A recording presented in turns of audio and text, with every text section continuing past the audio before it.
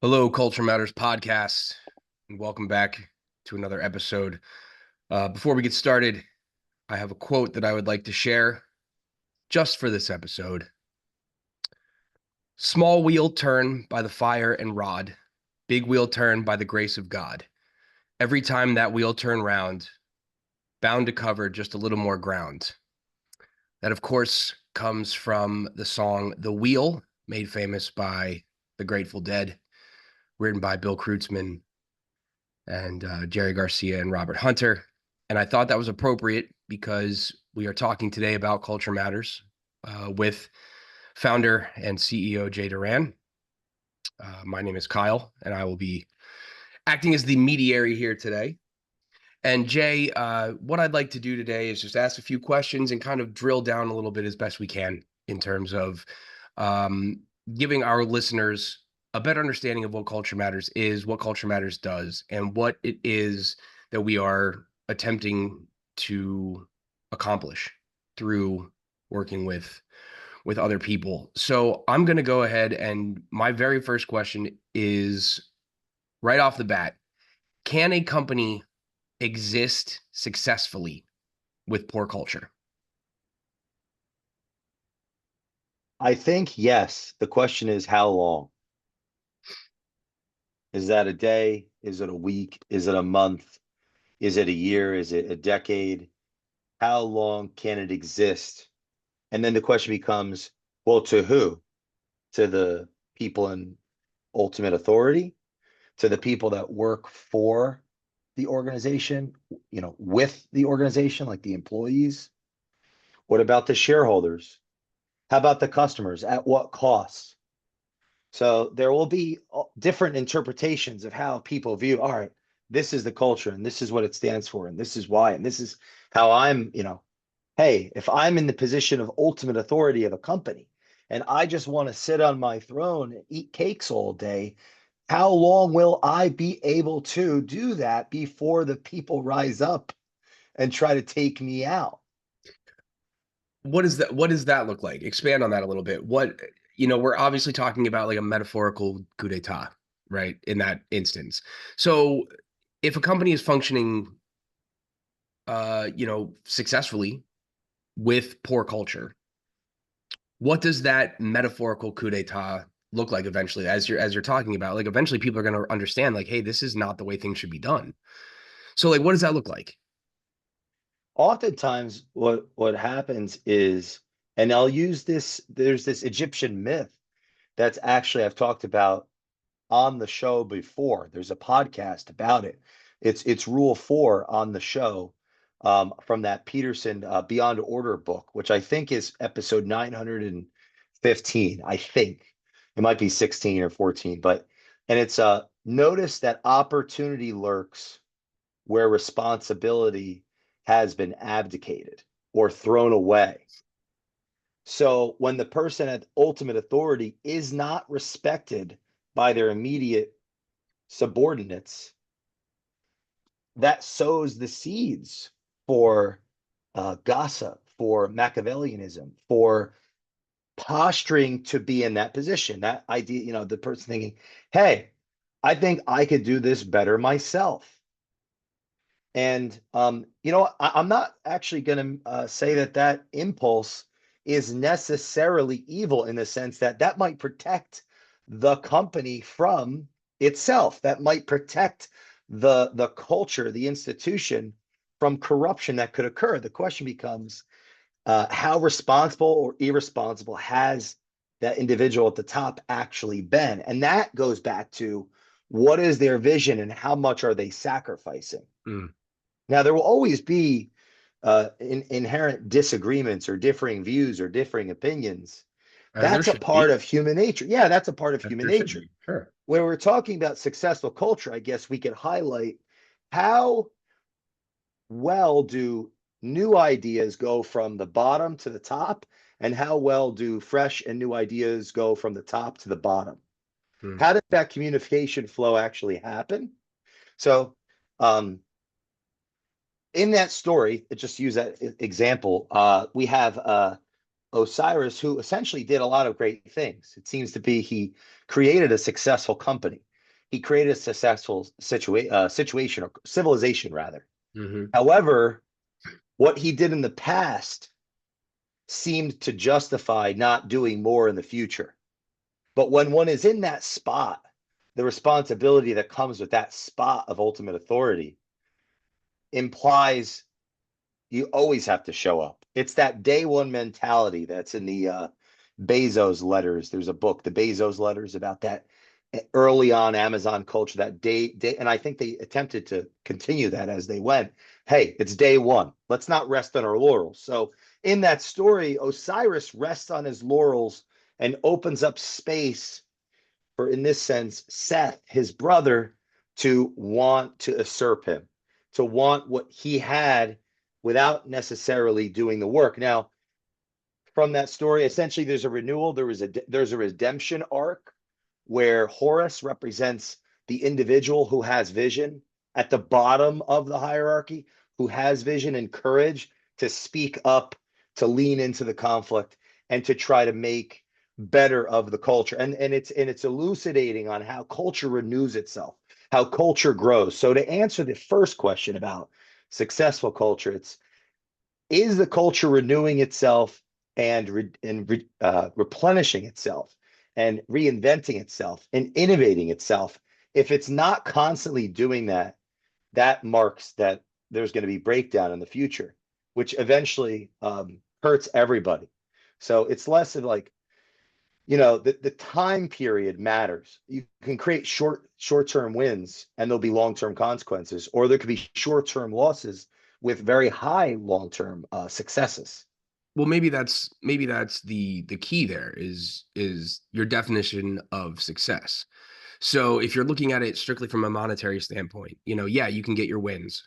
You can make that sale and or bring on that new client or whatever it is. And monetarily, you're like, okay, that's great. But then from a cultural standpoint, you're fumbling the ball, and things aren't going the way that they should be behind the scenes. So what is your metric for success? Is your metric for success strictly financial, or is your metric for success quality of life and quality of work life for the people around you? Um, Oh, which I want to actually, add to that. That yeah, that's where the customer focus comes in. yeah, yeah, yeah. A great way to balance humility and confidence, or humility and authority, because confidence and authority come with success. Like, Hmm. we've had a great quarter, we've had a great year. We're reaping what we sowed. A great balance of the success is the service. So humility balancing that confidence and that success. Humility in the sense that to serve the customer is a sacrifice. It is, okay, we've had rewards, we're on top, but when we remind ourselves, hey, this company is about whatever the company is, the customer. Where are they? Who are they? What do they need? What else can we provide? We're Right. looking at our watch. It's been 5 minutes. What else? We Right. work for them. One of the anchoring, and our culture today is under strain for all sorts of, macro reasons, and technological reasons. Um, there's a very, let's say, honest, I want to say honest intention to really elevate employee experience or employee fulfillment in work and employee life, like lifestyle in the West, at least. That being Right. said, we have to be careful not to throw the baby out with the bathwater, in the sense that we want to have an emphasis on taking care of our team, creating, let's say, benefits and opportunities for our people. However, it can't be at the cost long term of the customer being served and the customer focus. The order matters. It's like we're focused on the customer and our people. It's not an either or. Right. It's a What's it? And as uh, well, as well I, as I wanted to say both and, but both then in and. like a McGilchrist taught me it's not an either or a both and, but an either or and a both and, something Right. like. And I'm still wrapping my head around that podcast with Dr. McGilchrist. Well, let me. That's actually a really good segue into my next question was. And you've made a career out of going into people's businesses at their invitation, at their behest, and evaluating what their culture looks like from the inside as an outsider, right? So, what are the things that you're looking for when you go into a company to evaluate their culture? Um, are you looking for, is there a checklist of things specifically that says on this checklist, these are the positives. These are the things that are in line with what a good culture is. And here's over here the bad being a relative Yeah, term, it's the great. the negatives things that are happening culturally. So can you touch on that a little bit in terms of, is there a good and a positive and negative checklist, or what are you looking for? And I want to answer that firstly by saying one of the things we're talking about, is it good or bad, is what's the congruence between the thoughts and the actions, or the words, the thoughts, and the actions. Zoroaster said, a good thought, a good deed, a good action. Um, so congruence between, what does the company, the organization, how does it view itself? Like the culture is the identity of the organization. What do we stand for and why, and how are we actually living up to that? So to get to the bottom of that, it's observation and listening and looking for how people speak, how clear people are on their role, the mission, the vision. It's what is the story of the organization? What's driving it? There will be stories that are clear, and there are also stories that are implicit. Like, oh yeah, we were founded in this at this time and by this person and these people, and this was why, and this is what, because we're looking for meaning. Because think about it like this: when somebody invests their life into a company, any one of us, we invest our life into a company. What does it mean for me and my family? In one sense, in one great sense, it's this is an opportunity to take care of myself and those that I love from an economic standpoint. It's also a place where I'm building relationships with people. I am seeing my future self within this business. It's tied into my own personal life vision for each individual. And so how people talk about their organization and what they do and why they do it and what it stands for and where, and that comes down to, listening and meeting with people and having those conversations. Let me Look, interject for just a second. see, yeah, yeah, please. There is a so I went to film school, and during my studies in film school, one of the things that I found the most fascinating was lessons on documentary filmmaking. I love documentaries. I think they're a wonderful way to learn with a sprinkle of entertainment or whatever. But one of the first lessons that you learn in documentary filmmaking is that a documentary is never going to be a 100% true look into whatever the subject is that you're documenting, with the exception of voyeurism. So, for example, like nature films, or if you put a camera in the middle of the jungle and you watch how a leopard interacts or whatever. So you're going into these companies. They know you're an outsider. They know that you're there for a specific reason, because I've got to go on a limb here and assume that they're going to be told that you're there for a reason. So when you're asking these questions and you're listening to these folks and you're getting information during your initial visit, how do you navigate them towing the company line versus being true to you and true to like what is actually going on? Uh, wow, what a profound question. A huge part of that is the intention from the person in my seat towards the intention is to learn. So the implicit is an openness and an exploration. So we're asking questions and living in uh, doubt, subduing experience, subduing education, subduing the wisdom that's come from doing it for so long, and actually uh, leveraging that with an open mind and gathering And then you start to compile. That's where from experience and from knowledge and from wisdom, it's like you're putting a puzzle together and there's, you need this piece and this piece and this piece. So it's when the more people that you're talking to and the more you're engaged with the management and the leadership, the mosaic starts to become clear of what is working, what isn't working. And then that's just one piece. That's the preface to the book.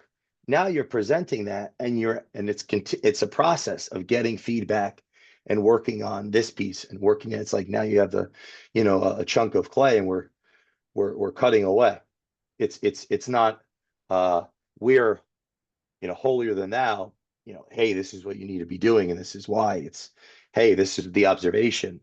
What do you think? And how about this? And where do we go from here?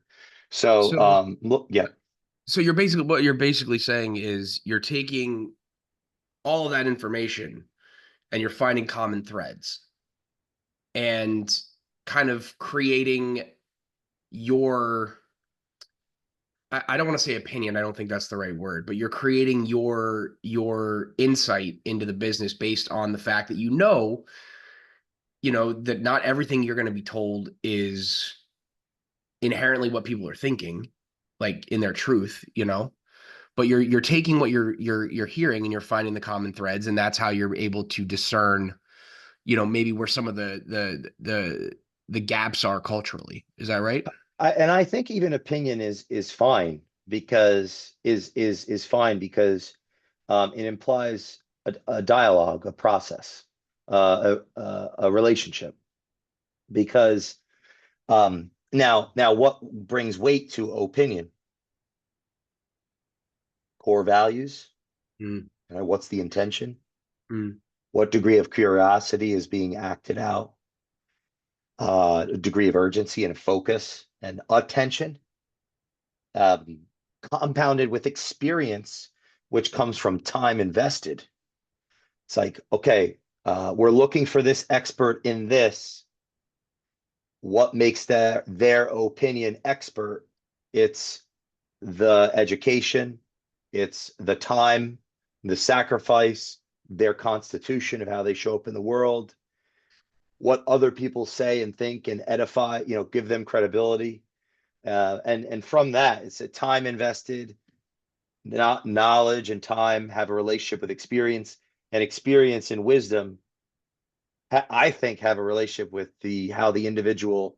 That's why there's like almost a forgetting. If you're being humble, you go into a scenario, you're taking all of your experience and all of your knowledge, it becomes wisdom in the interaction in the relationship. That's where there's got to be a high trust for any third party. So I'm not even fighting back on the idea of an opinion. Everyone, I mean, it's one of the fundamental assumptions of our Western culture is that people's opinions have weight, like the ability to have an opinion.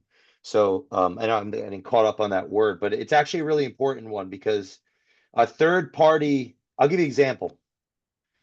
Uh, and one of my advisors taught me this. He said, the reason we get hired is so companies don't choke on their own fumes. They don't choke on their own exhausts. mm. The line level employee may know exactly what it is that we're going to give feedback on. However, because they're an able-bodied, intelligent, they've been there, they may not have the language or they may not be in the position because they're in the frame. Hard to see the picture. You're in the frame. You're in the documentary. You're in the movie. You're in the tribe, and some third parties coming in and observing it. But there's an inherent value in being the third party and being in that position and having that experience that can be helpful to the organization, extremely helpful to. And of course, having the means to do something about it too. We're But not you just in the idea business; we execute. right. That's actually very well said. But you said something just a minute ago that I wrote down because I'm curious.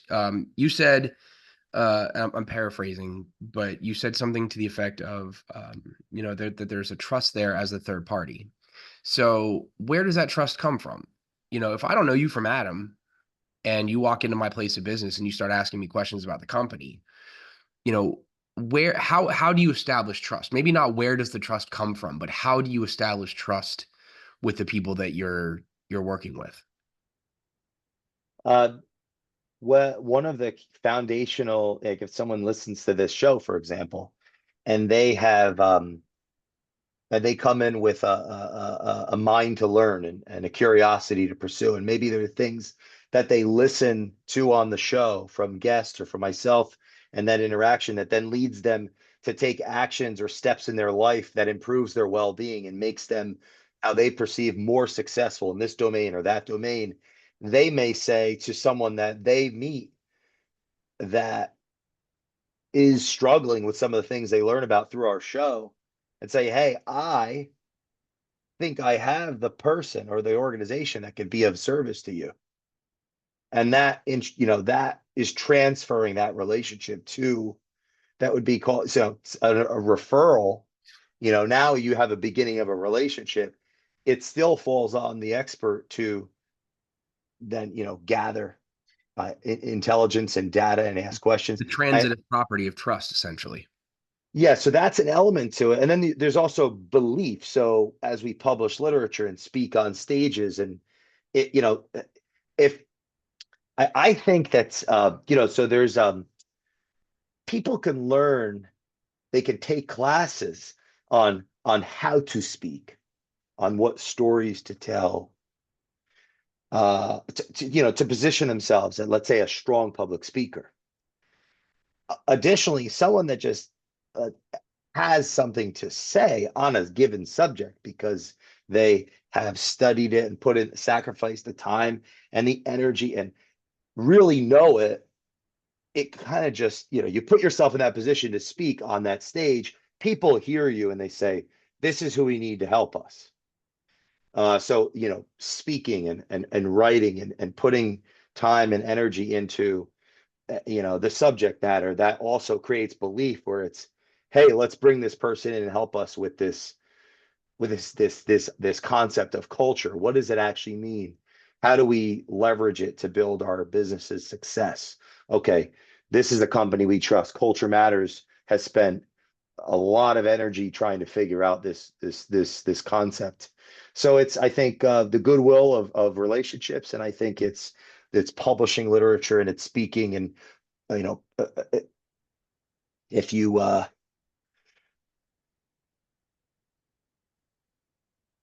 going through the process of actually building a competency. Mm. Okay, people raise their hand, which is, led us to this what we're doing right now is feedback from people that care about our work and the show, and hey, said, hey, why don't you try this? So here we are. There we go.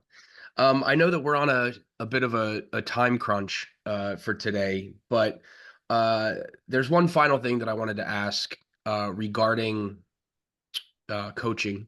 Um, so, let's say that there are companies out there are people out there listening right now that are in maybe the infant stages of deciding whether or not they want to hire a coach or an advisor or an advisory situation.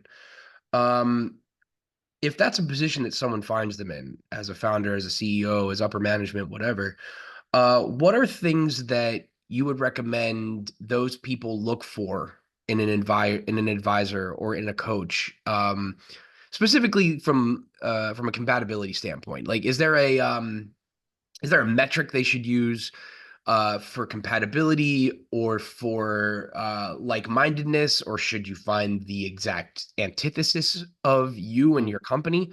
What are some things that they should look at to get the most out of the advisor or coach relationship? I think it was Lao Tzu. If the teacher is ready, the master will appear. If the if the student is ready, the teacher will appear. If the student some if the student has learned, the teacher will disappear. So, if the student is ready, they'll appear. If the student is ready, they'll disappear. There's a Mm-hmm. double meaning on the readiness. Mm-hmm. I think when the student is ready, those people will pop up in our life. The question is, can we see them?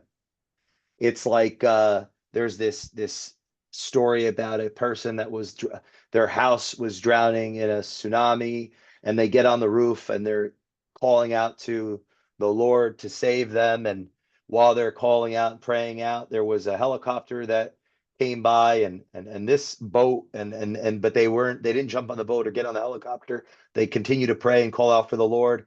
And ultimately they get to the pearly gates and it's like, hey, I sent all that stuff. You Yeah, I didn't sent take you the the boat. I action. sent you the helicopter. Sure. I think that's a very personal conversation for our listeners to have with themselves of what am I looking for? Who inspires me? And how ready am I to leverage this very powerful human component to our humanity, which is having a third party ask us questions, give us feedback, and us ask them questions and desire feedback in whatever core competency that is, Mm, whatever mentorship is being sought. What I found from interviewing so many hundreds of successful, and when I say successful, I am talking about they had an aim, right? A vision. They set out to it. They didn't quit. People bought into it. They were able to employ. They were able to take care of their responsibilities. They learned more about who they were through that journey. Like that's what I mean by the successful people that come on the show. And there's a recurring theme that those that have built like Lincoln, the team of rivals, people around them that could give them feedback that was help them see around corners, sacrifice at a higher level for their teams, and also have a more meaningful journey in their pursuit of whatever success meant to them. mm. It's a very personal question. So there's no one thing. You have to kind of understand what it is you're looking for. Are you looking for, forgive the expression, but are you looking for a sycophant? Or are you looking for someone to call you on your bullshit? Or are you looking for a combination of the two? This is great. Yeah, because depending on the season, we need, I would argue, having both is helpful. Yeah, I mean And it that depends on the sounds like it. season. Yeah. Yeah. How do you start a revolution? How do you start a business without true believers in the beginning? The answer is you don't. Right. Right. You don't. Now when it becomes something and it stays where it's just true believers, that's where the culture might eat you. If we're Well, that's talking about the founder here, or a founder maturing into the role of a leader, essentially. right. Yeah, Tim Chu is a recent referral introduction to a great friend of Culture Matters, Peter Blau. He actually had this wonderful sentiment the other day on a call. It wasn't on the podcast. He said, "Jay, what do you mean CEO? Where are the executives? There's a founder." And I was laughing because, like, yes, I've said this, I thought this, I agree with this. Founder is responsible for the idea. Nietzsche, the visionary lies to himself, the liar to everyone else. Chief executive is a steward of what that idea that has become this organization, this tremendous responsibility that's accountable to the teams, that's accountable to the customers, that's accountable to the stakeholders and the shareholders, and they are surrounded now by other leaders that have chosen to adopt responsibility within this idea, within this organization. Now it's not just an idea. So Right. the founder benefits from some some worship, but I mean that loosely, like some some inspired action. And the CEO can drown from it and Right. lose sight of the truth. So I think it depends on the season too, but these are concepts we explore in our work. So it ultimately comes down to, what do you need to hear?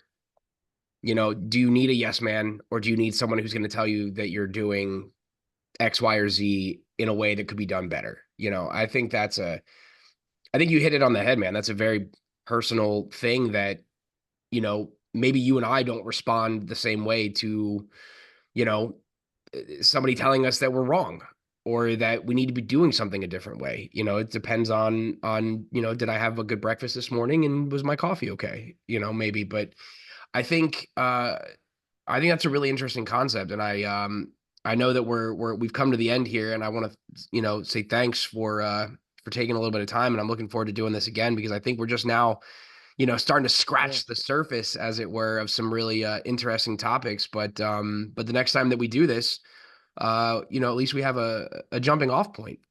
Yes, I want to end with there's a yes with exclamation mark in inspiration, and there's a no or discernment in truth exploration.